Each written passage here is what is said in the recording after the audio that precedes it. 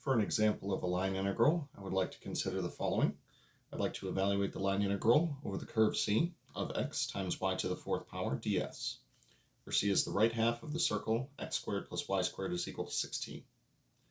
Now, first thing for us to do is going to be to parameterize C. So I'd like to get an idea of what this curve looks like. Now we did say right half of the circle. So right half of the circle of radius 4 centered at the origin. Here's x squared plus y squared is equal to 16.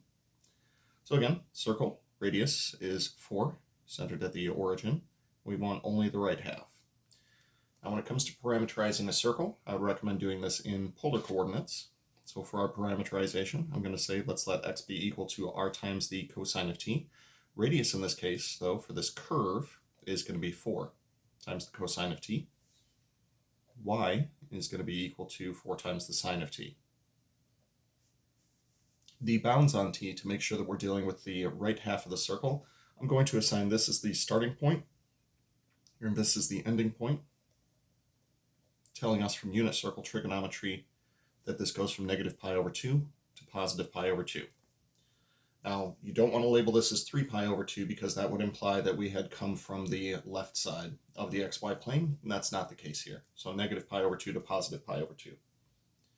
Now, with all of those things in place, we also need to perform a calculation for ds.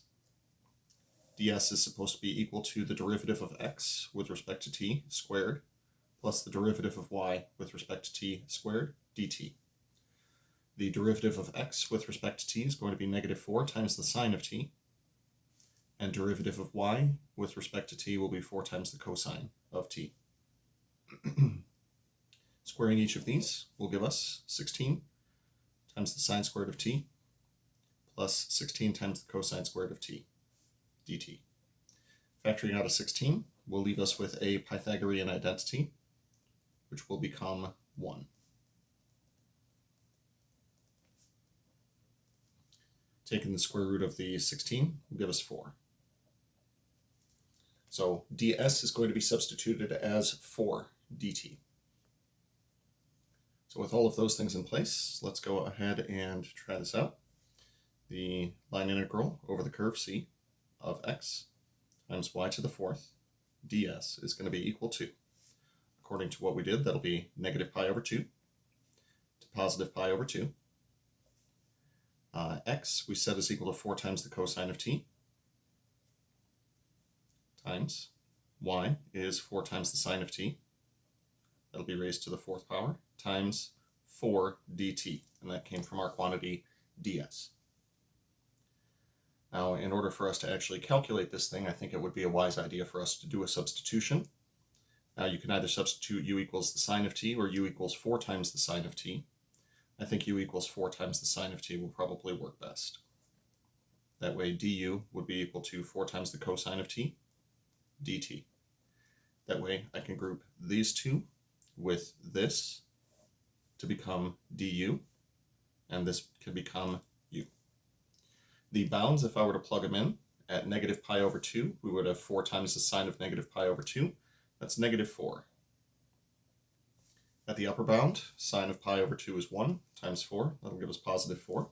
We still have this left over 4. And now we're going to have u raised to the fourth power times du. Evaluating this integral, we'll get 4/5 u to the fifth power, going from lower bound negative 4 to upper bound positive 4. Plugging in these bounds, this will be 4 over 5 times 4 raised to the fifth power minus negative 4 raised to the fifth power. At this point, if you want to grab a calculator to help you out, I'm pretty sure this is 2 to the 11th times 2 squared. That's 2 to the 13th power, so that'll be 8,192 divided by 5. Now, I would like to demonstrate that this does take place regardless of the parameterization that we use, so I'd like to try this problem out one more time using a different parameterization. Now, because we were dealing with just the right half of the circle here, one thing that we could do is say that we could define x as a function of y. This was x squared plus y squared is equal to 16. So what we could do is say simply let y be equal to t, and then solve this thing for x. Now, given that it's the right half of the circle, using a little bit of algebra, we would get that this is 16 minus t squared for x. So with those things in mind, we would be saying that t, which is equal to y, would go down here from -4 up to +4. So with those things in mind, bounds on y would be from -4 to +4. Additionally, we should calculate our ds, which is going to be equal to the square root of x prime squared plus y prime squared dt. So x prime is going to be a little bit of a challenge.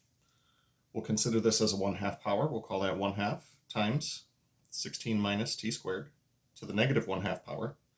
And then chain rule says we'll get an extra factor of -2t in here. We're going to square this whole thing. Differentiating the y, that'll get us 1. But then we square the 1, we still have 1, so no big deal. Continuing to simplify our ds, we can take the 1/2 and the 2 and cancel those out and call this -t over the square root of 16 minus t squared. We're going to square that thing, add 1 dt. Squaring this will give us t squared over 16 minus t squared. Now, because we're about to add two fractions together, I'd like to get a common denominator for them and call this 16 minus t squared over 16 minus t squared dt.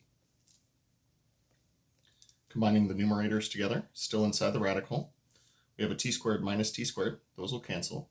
We'll get 16 over the square root of 16 minus t squared dt. Or, simplifying one step further, this will be 4 over the square root of 16 minus t squared dt. Now, the original integral that we had was the line integral over the curve C of x times y to the 4th power ds. Plugging in our parameterizations, we get the bounds on t were from -4 to +4. -4 to +4. X was equal to the square root of 16 minus t squared. Y is t, so that'll be t to the 4th power. And then ds would be equal to 4 divided by the square root of 16 minus t squared dt. Now, a little bit of algebra can take place here. And the algebra that can take place is that the initial radical and the radical that we had from the differential will cancel each other out. At this point, the keen observer will notice something. This is the exact same integral that we got after our u substitution on the other one. In fact, let's go ahead and verify that. Flip back over here. We're now dealing with this just in terms of t instead of in terms of u. So given that we've already evaluated this one, we know that our final answer is going to wind up being 8,192 divided by 5.